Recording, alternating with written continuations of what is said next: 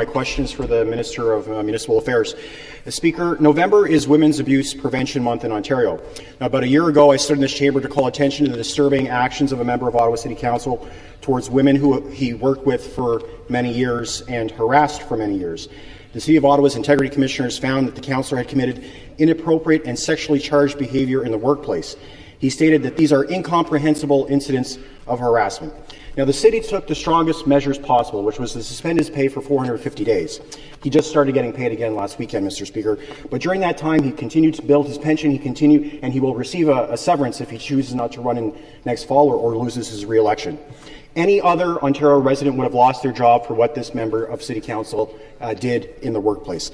My bill, Bill 10, Stopping Harassment and Abuse by Local Leaders, is on the order paper right now and would provide a solution to this problem, Mr. Speaker. We're running out of time to get the legislation passed. Will the government commit to supporting Bill 10? The Minister of Municipal Affairs and Housing. Thanks, Speaker. Through you to the honourable member, our government has been absolutely clear that we will not tolerate workplace harassment or discrimination of any type. Heads of council and members of council need to carry out their duties in an ethical and responsible manner. And I want to thank the honourable member for his advice and feedback as part of our consultation. I want to also thank the member for Niagara Centre. And I want to acknowledge the work that Minister Dunlop and Minister McKenna has done as part of the consultation. AMO has given us very valuable feedback on this file. We take this file very seriously as we move forward, and I'll have more to say in the coming weeks on the matter. Thank you, Speaker. Supplementary. Well, thank you, Mr. Speaker. Unfortunately, this egregious behaviour isn't limited to Ottawa. There are similar cases in Brampton and in Barrie today as we speak, and undoubtedly, Mr. Speaker, throughout history there have been many, many more. As I understand it, AMO supports stronger integrity measures, including measures that would allow for the removal of an elected municipal official from office for such behaviours.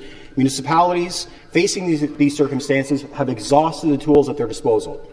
They can withdraw pay, that's it. The women in Ottawa who have come forward have shown great courage and resilience to share their stories and help shed light on this issue. As I mentioned before, Mr. Speaker, we are running out of time to get legislation passed. If the government won't support Bill 10, when will they introduce their own legislation so we can finally address this issue?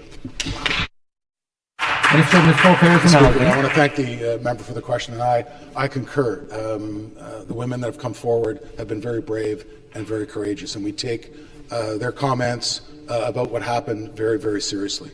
The member opposite also talked about the Association of Municipalities of Ontario.